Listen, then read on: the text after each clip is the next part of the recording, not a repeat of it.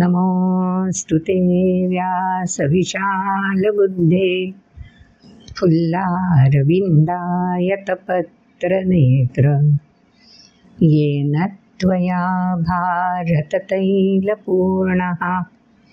प्रज्वालितो ज्ञानमयः प्रदीपः नारायणं नमस्कृत्य नरं चैव नरोत्तमं देवीं सरस्वतीं व्यासं ततो जयमुदीरयेत्। ॐ श्री परमात्मने नमः।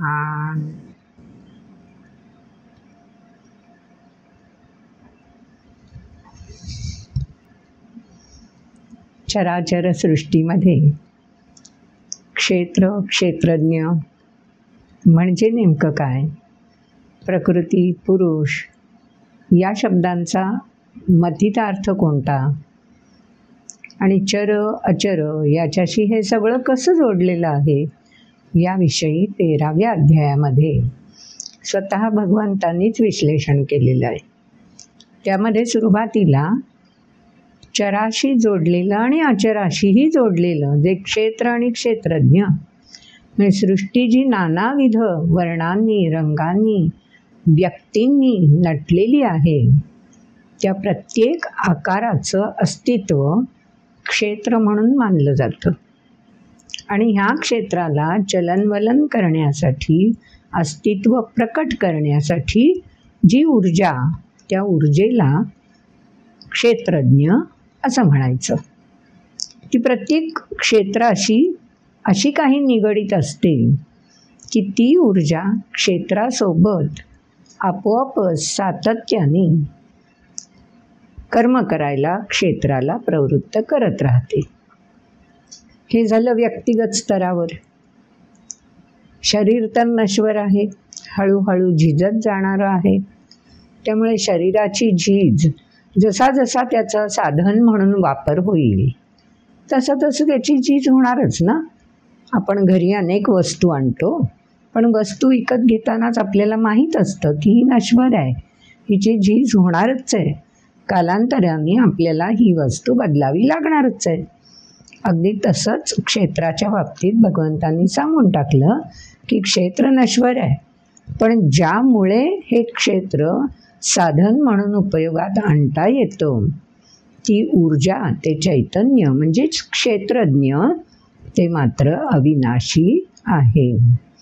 म्हणजे प्रत्येक चराचरातल्या घटकाकडे एक अविनाशी तत्व आणि एक विनाशी तत्व यांची जोड आहेच आहे. म्हणून मग जे अविनाशी तत्व ते झालं क्षेत्रज्ञ आणि विनाशी तत्व त्याला म्हणायचं क्षेत्र.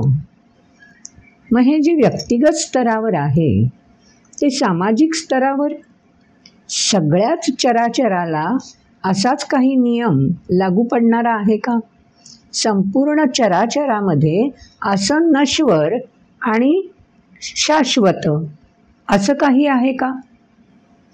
त्याचाही उलगडा भगवंतांनी आधीच्या अध्यायांमध्ये केलेलाच आहे. पण पुन्हा या अध्यायामध्ये प्रत्येक घटक आणि संपूर्ण सृष्टी यांची सांगड घालताना संपूर्ण सृष्टीमध्ये साधन म्हणून ज्याचा उपयोग केला जातो त्याला म्हटलंय प्रकृती. संपूर्ण सृष्टीसाठी. जसं गावाला पाणी पुरवठा करायचा असेल तर प्रत्येकाच्या घरामध्ये साठवण ठेवलेली असतेच, पण संपूर्ण गावासाठी म्हणून एक जीवनदायी टाकी उभी केली जाते ना, आणि मग त्या टाकीमार्फत सगळ्या गावाला एकत्रितपणे पाणी पुरवठा केला जातो.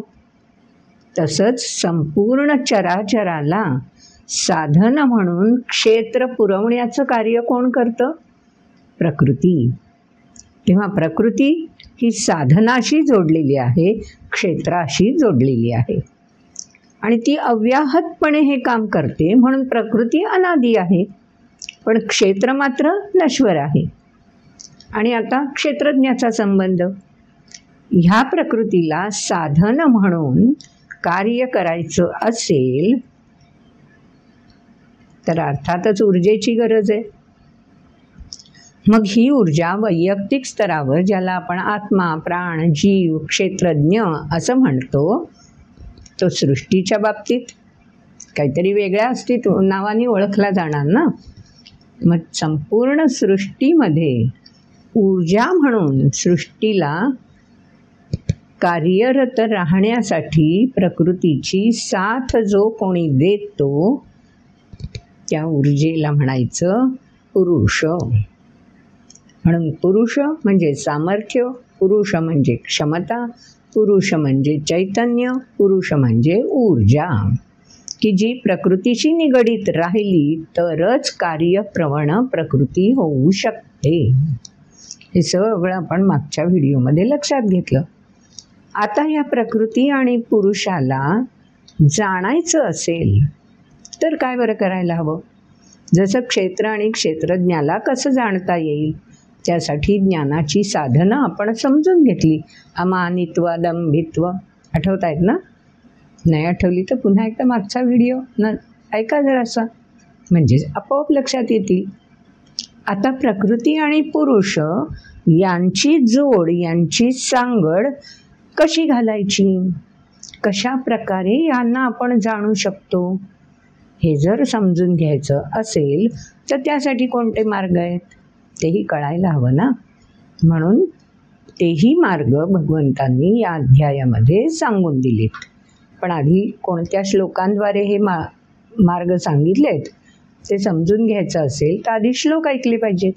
मग सुरुवातीला ध्यानेनात्मनि पश्यन्ति केचिदात्मानमात्मना अन्ये सांख्येन योगेन कर्मयोगेन चापरे अन्ये त्वेवमजानन्तः श्रुत्वान्येभ्य उपासते तेऽपि चातितरन्त्येव मृत्युं श्रुतिपरायणाः यावत् संजायते किञ्चित् सत्त्वं स्थावरजङ्गमं क्षेत्रक्षेत्रज्ञसंयोगात् तद्विद्धि भरतर्षभ समं सर्वेषु भूतेषु तिष्ठन्तं परमेश्वरं विनश्यत्स्व विनश्यन्तं यः पश्यति स पश्यति समं पश्यन् हि सर्वत्र समवस्थितमीश्वरं न हि नस्त्यात्मनात्मानं ततो याति पराङ्गतिं प्रकृत्यैव च कर्माणि क्रियमाणानि सर्वशः यः पश्यति तथात्मानमकर्तारं स पश्यति यदा भूतपृथग्भावमेकस्थमनुपश्यति तत एव च विस्तारं ब्रह्म सम्पद्यते तदा अनादित्वान् निर्गुणत्वात् परमात्मायमव्ययः शरीरस्थोऽपि कौन्तेय न करोति न लिप्यते यथा सर्वगतं सौक्ष्म्यादाकाशन्नोपलिप्यते सर्वत्रावस्थितो देहे तथात्मानोपलिप्यते यथा प्रकाशयत्येकः कृत्स्नं लोकमिमं रविः क्षेत्रं क्षेत्री तथा कृत्स्नं प्रकाशयति भारत। क्षेत्रक्षेत्रज्ञयोरेव मन्तरै ज्ञानचक्षुषा भूतप्रकृतिमोक्षै च ये विदुर्यान्ति ते परम्।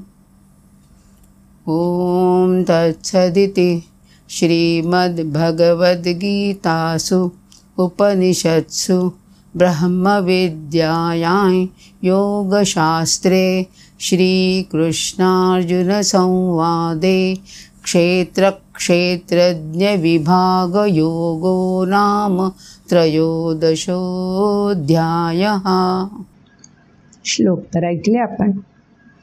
पहिल्या श्लोकामध्ये मार्ग सांगून दिले, पहिल्या आणि दुसऱ्या, की ज्या मार्गांचा अवलंब केला तर आपल्याला प्रकृती आणि पुरुष यांच्याविषयी अधिक माहिती कळते आणि त्या दोघांचाही मेळ होऊन कशा प्रकारे सृष्टीचं सुचारू चलनवलन होतं हे पण जाणता येतं।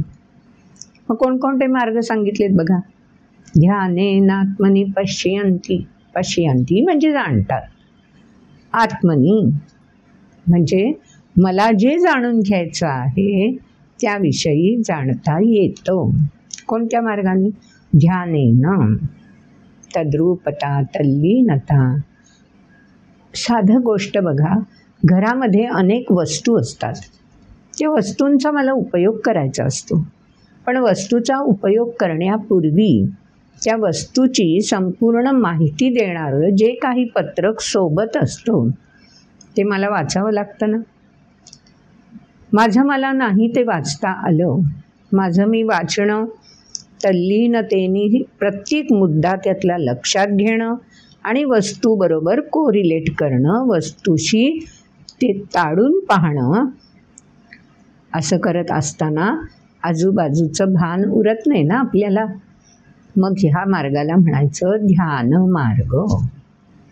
आपलं आपण ज्ञान संपादन करण्यासाठी प्रयत्नशील राहणं आणि त्यासाठी साधनांचा उपयोग करणं, त्यालाच म्हणायचं तपस्या। म्हणून ध्यान मार्ग।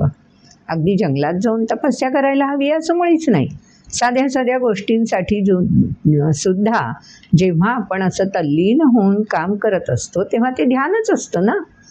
म्हणून तो मार्ग आपल्या ओळखीचा असतोच, आवर्जून त्याचा उल्लेख केला आहे। आणखी कुठला मार्ग आहे?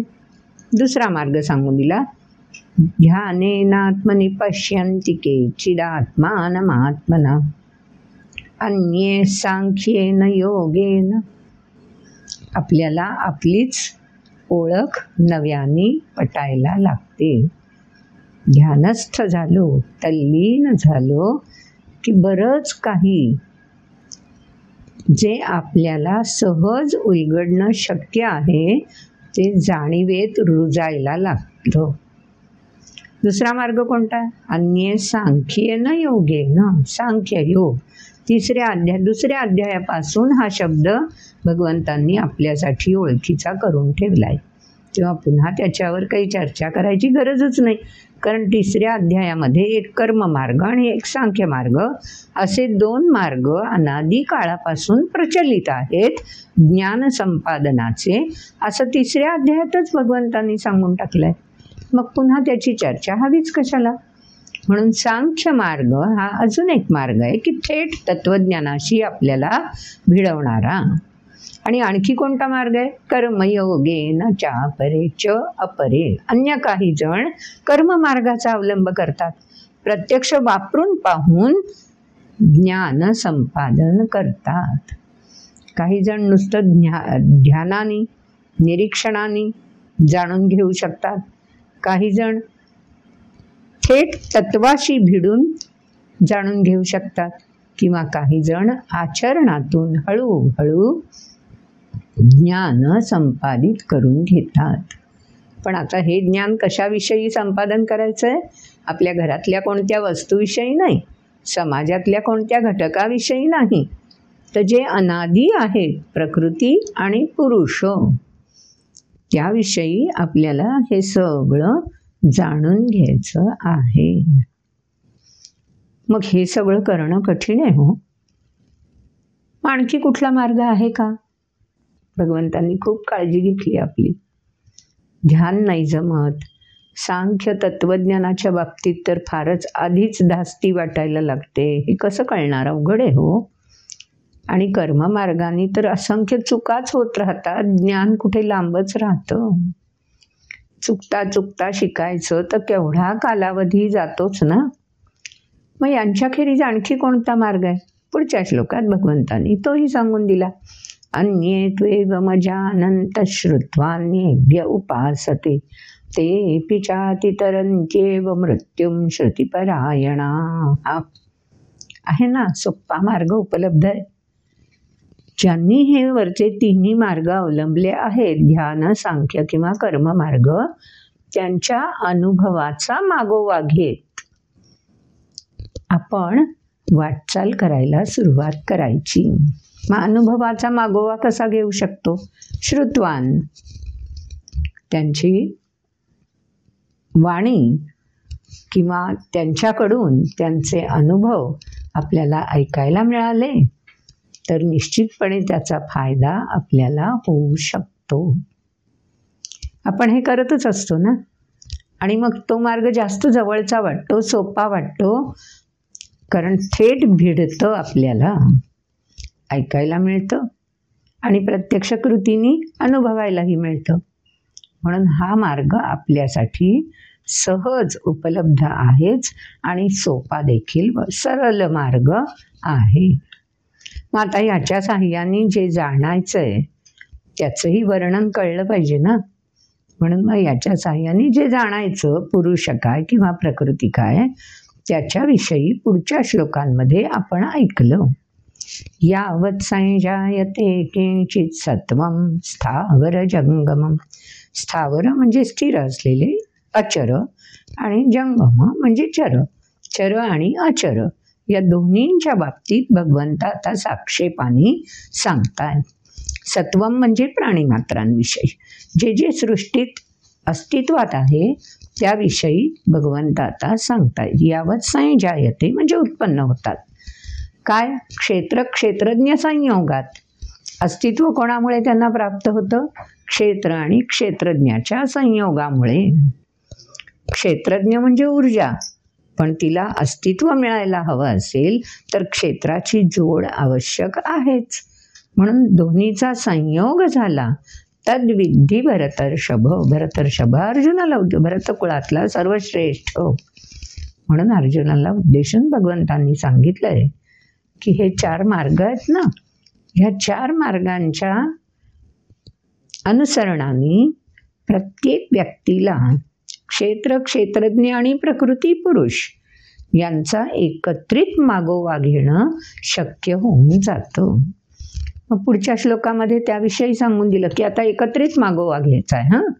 समं सर्वेषु भूतेषु तिष्ठन्तं परमेश्वरं विनश्यत्स्व विनश्यन्तं यः पश्यति स पश्यति. पश्यति म्हणजे तोच खरा जाणकार. यः पश्यति, जो जाणतो तो खरा जाणकार.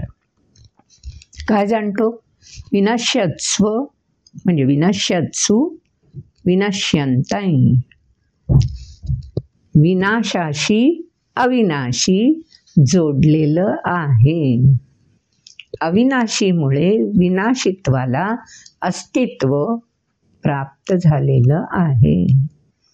अविनाशित्वामुळे विनाशित्वाचा साधन म्हणून उपयोग करणं शक्य आहे.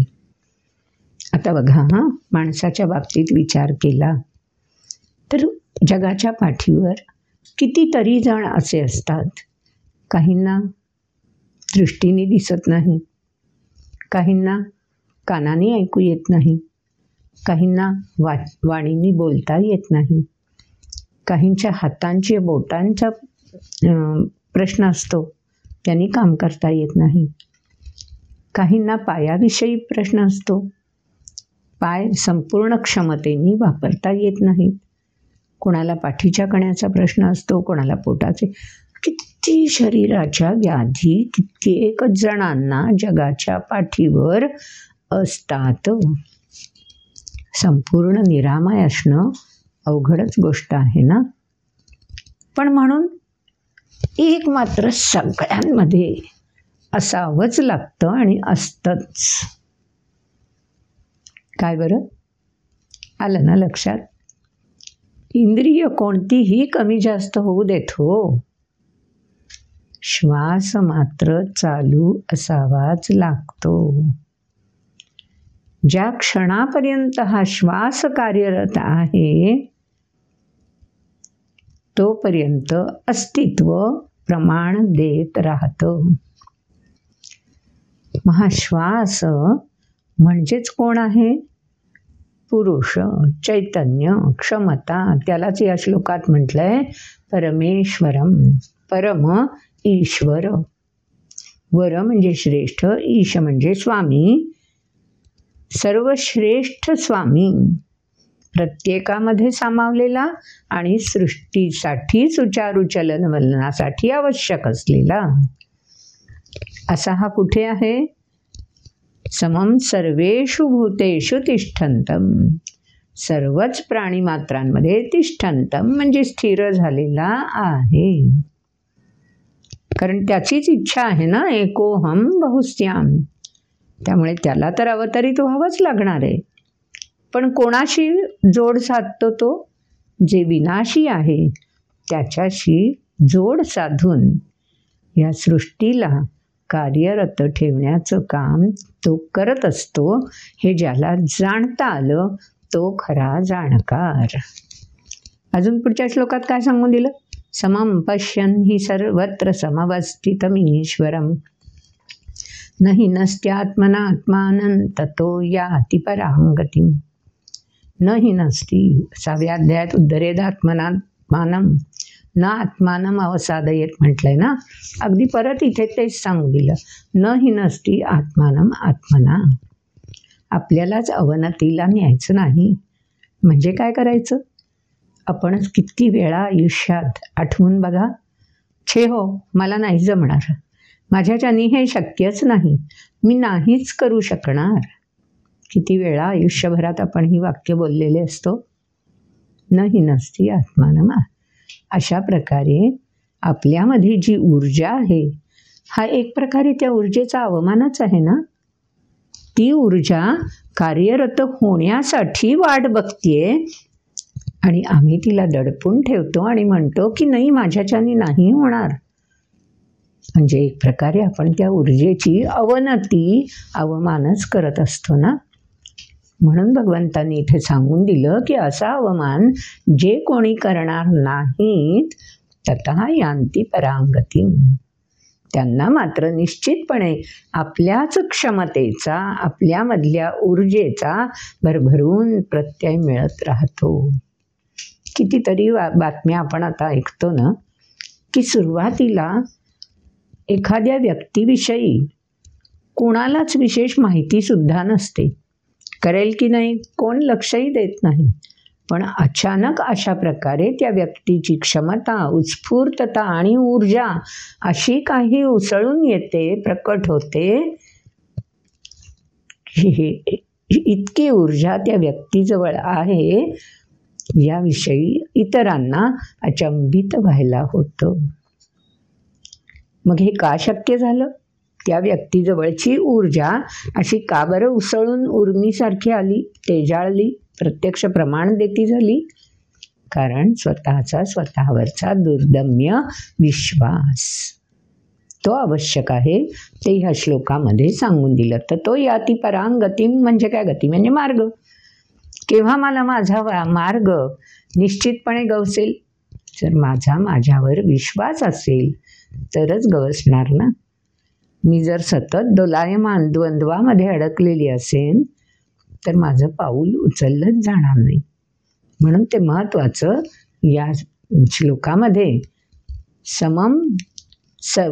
मुख्य सांगून दिलं. समवस्थितम, सर्वांमध्ये समत्वानी अवस्थित, स्थिर झालेलं आहे ते तत्व, ऊर्जा तत्व.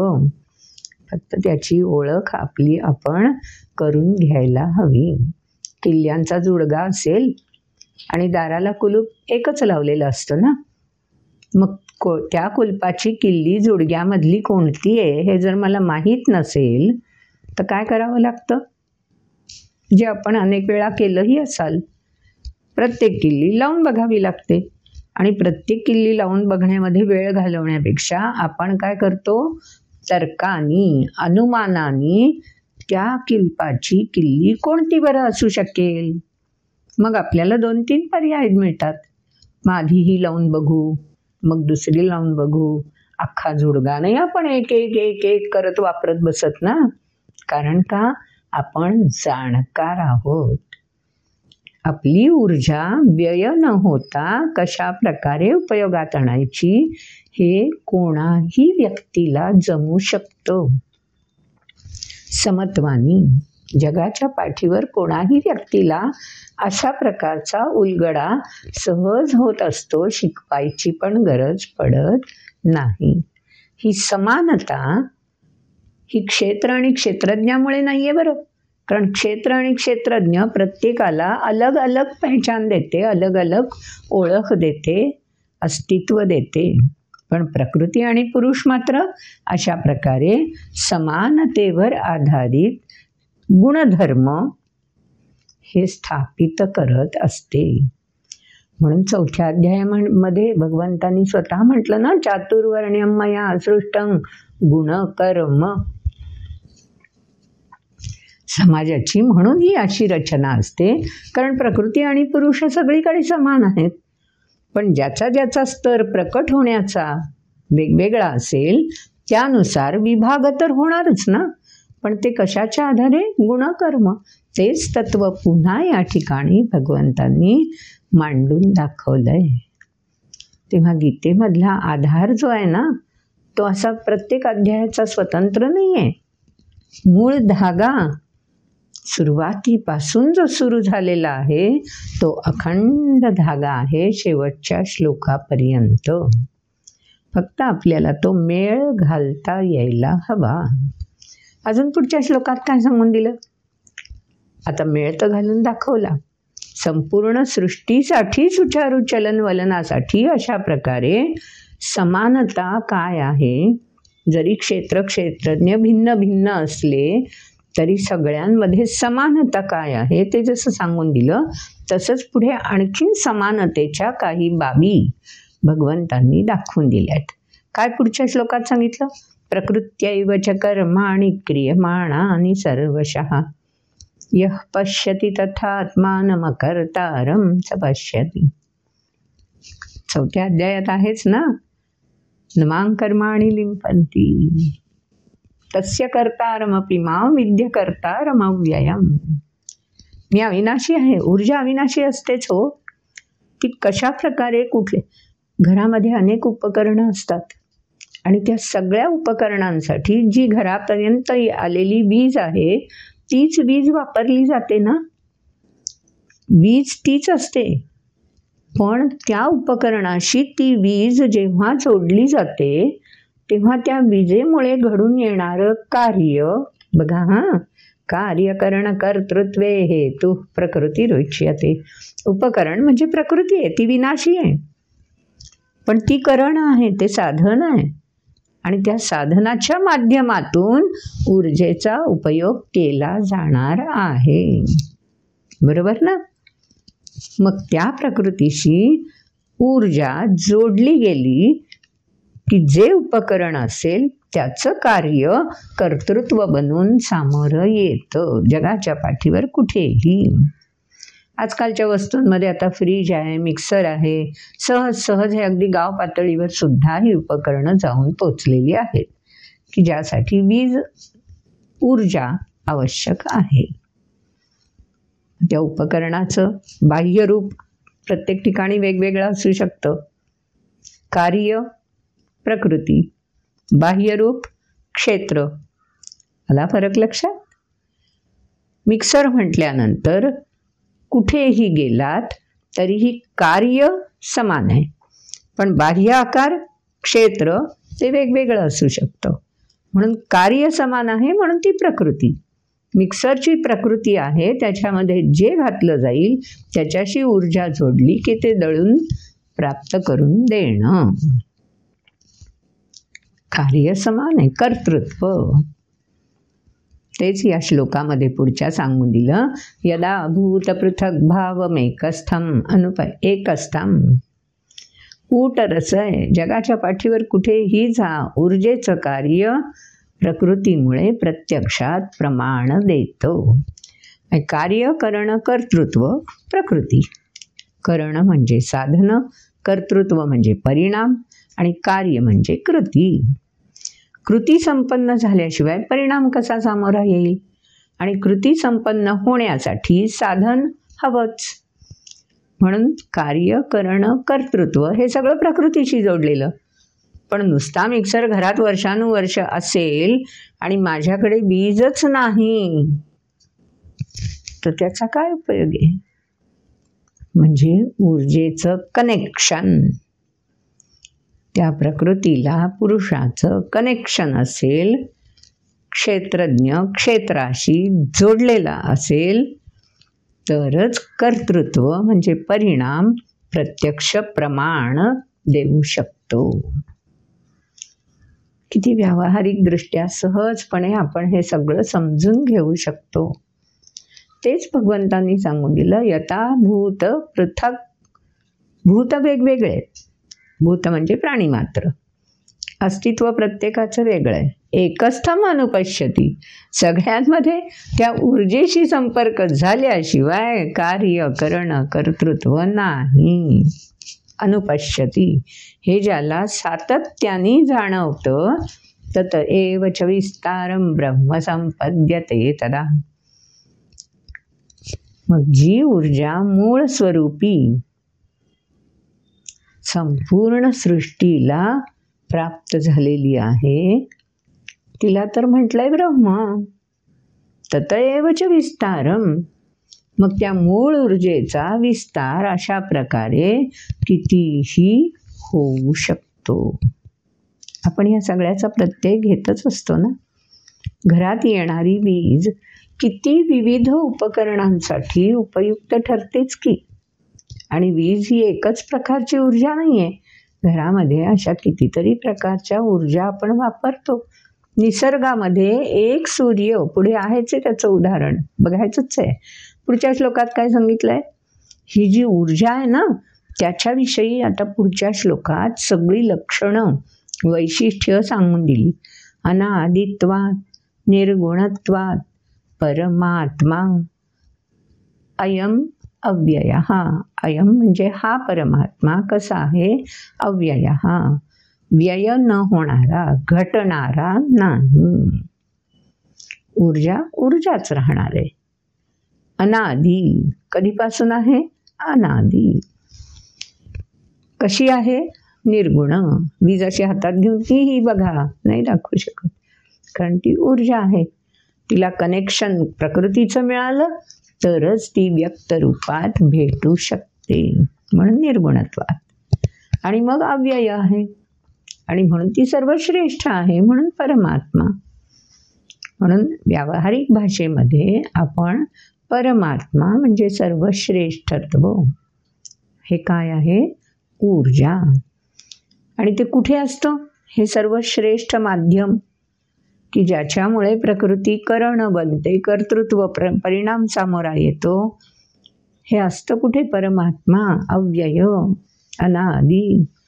शरीरस्थोऽपि कौन्तेय न करोति न लिप्यते. ऊर्जा तशीच असते शरीरामध्ये.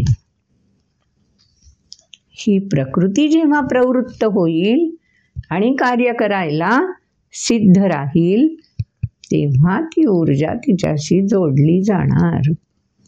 बघा बरं, घरामध्ये वीज सगळ्या उपकरणांजवळ खेळवली जाते. त्या उपकरणासाठी काय असावं लागतं? स्विच असतो ना, बटन. त्या उपकरणाशी जोडलेलं बटन किंवा स्विच जोपर्यंत ऊर्जेशी जोडून घेत नाही तोपर्यंत ते उपकरण जणू काही निर्जीव. आपण त्याच्या हात लावून उचलून इकडून तिकडे ठेवू शकतो, आपल्याला भीती वाटत नाही. पण एकदा त्याच्याशी ऊर्जा जोडली गेली की मग आपण उचलू शकतो का? ऊर्जा जोडलेली असताना मग नाही ना हात लावायला जात. ऊर्जा ही अशी चैतन्य प्रदान करणारी आहे. तेच तर या श्लोकात सांगून दिलं. आणि कुठे कुठे आहे? शरीरस्थ. शरीर म्हणजे आकार. जिथे जिथे प्रकृतीचं आवरण आहे तिथे तिथे ही ऊर्जा अशा प्रकारे जोडली गेली की कार्य आणि कर्तृत्व सामोरं येतं. ती ऊर्जा काही करते का? न करोती न लिप्यते.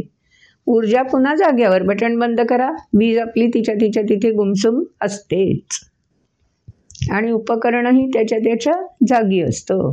दोन्हीचा संपर्क होत नाही तोपर्यंत करोती लिप्यते प्रमाण मिळत नाही. म्हणून ही ऊर्जा न करोती न लिप्यते. अजून पुढच्या श्लोकामध्ये एक दाखला दिलाय. यथा सर्वगतं सौक्ष्म्यादाकाशं नोपलिप्यते सर्वत्रावस्थितो देहे तथात्मा नोपलिप्यते.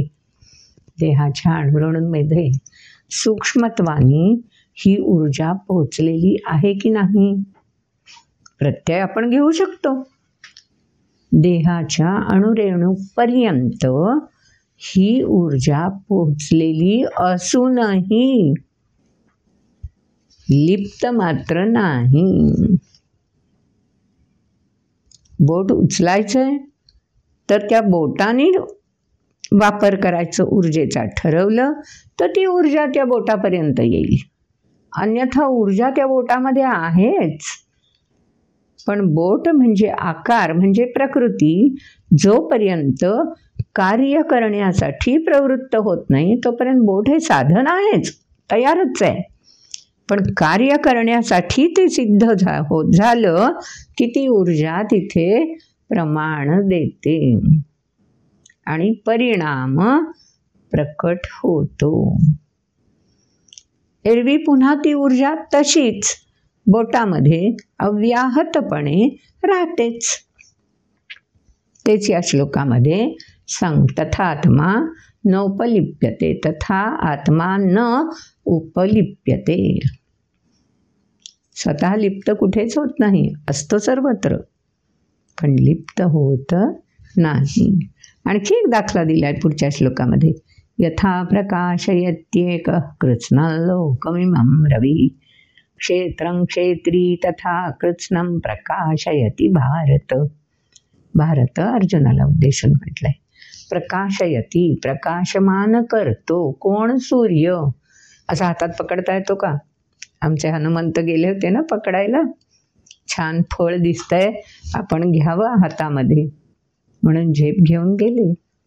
पण आमच्या सगळ्या कथा आहेत ना त्या वास्तव दाखवणाऱ्या आहेत.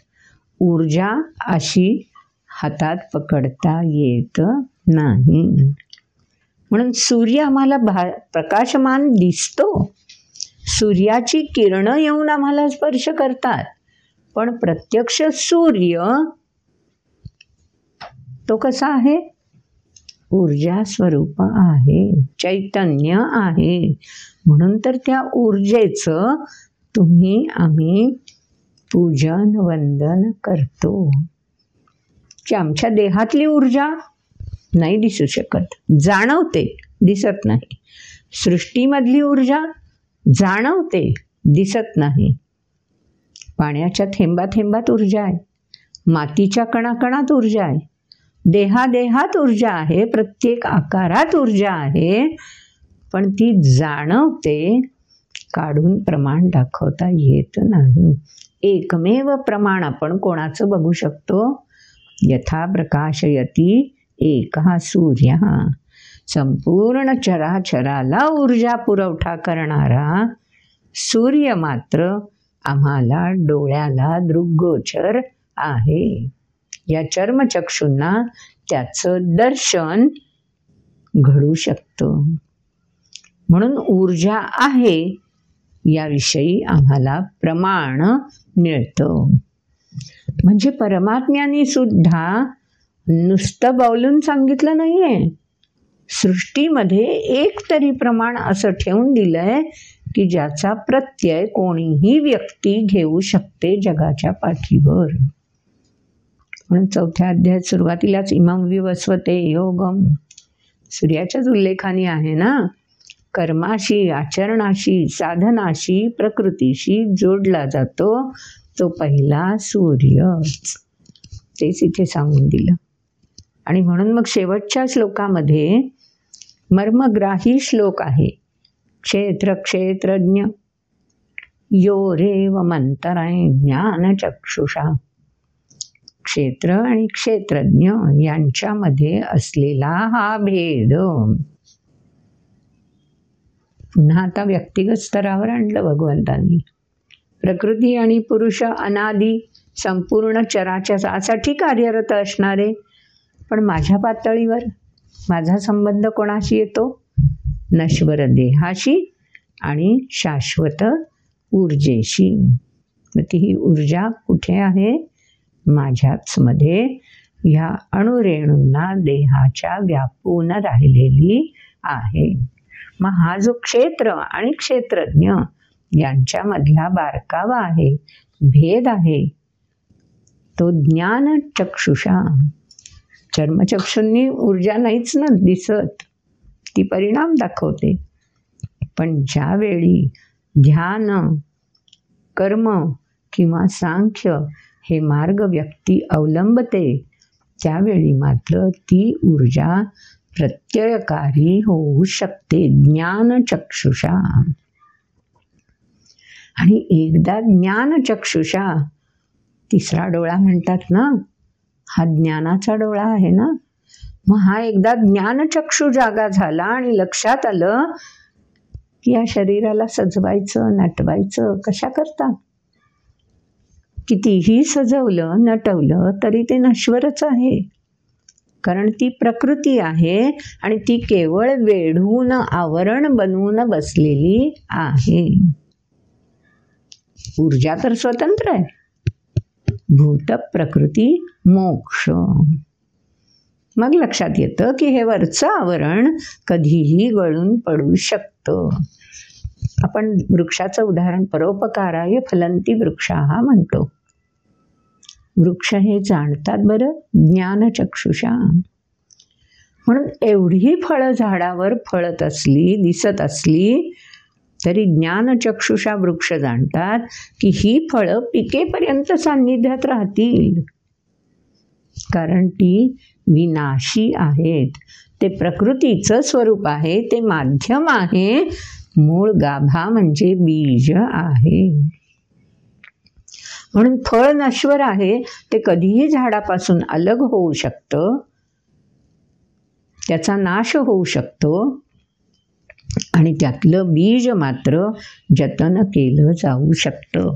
प्रत्येक युगांतर होताना नवीन युगामध्ये अशा प्रकारे बीजांचा संग्रह संक्रमित केला जातो.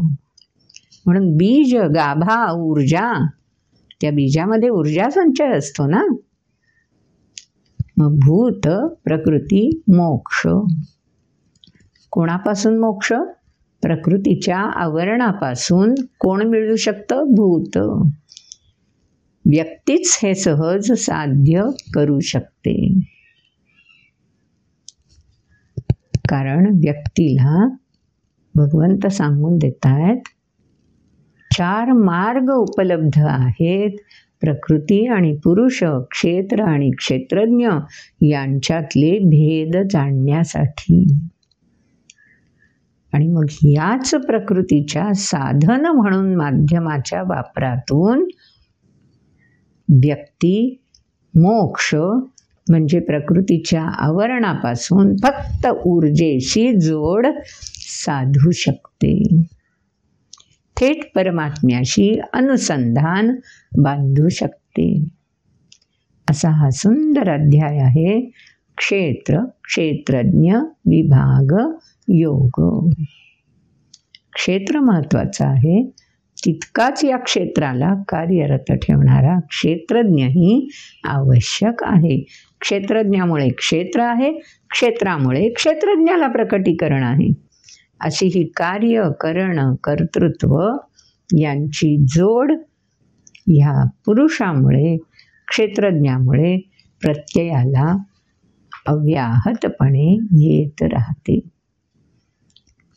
तर क्षेत्र क्षेत्रज्ञ प्रकृती पुरुष कळलं खरं, पण व्यक्ती तितक्या प्रकृती का बरं? कारण प्रकृती तर कार्य करणं कर्तृत्व, मग सगळ्यांमध्ये समानता दिसायला हवी ना. समजा आपण बहिर्गोल भिंग घेतलं आणि ह्या बहिर्गोल भिंगाच्या साहाय्याने आपण कागदावरती सूर्यकिरणं एकवटली, तर त्या बहिर्गोल भिंगाचं बाह्यरूप कसंही असलं तरी ते बहिर्गोल असणं एवढंच पुरेसं आहे. खालच्या कागदाचं रूप कसंही असलं तरी तो कागद असणं तेवढं पुरेसं आहे.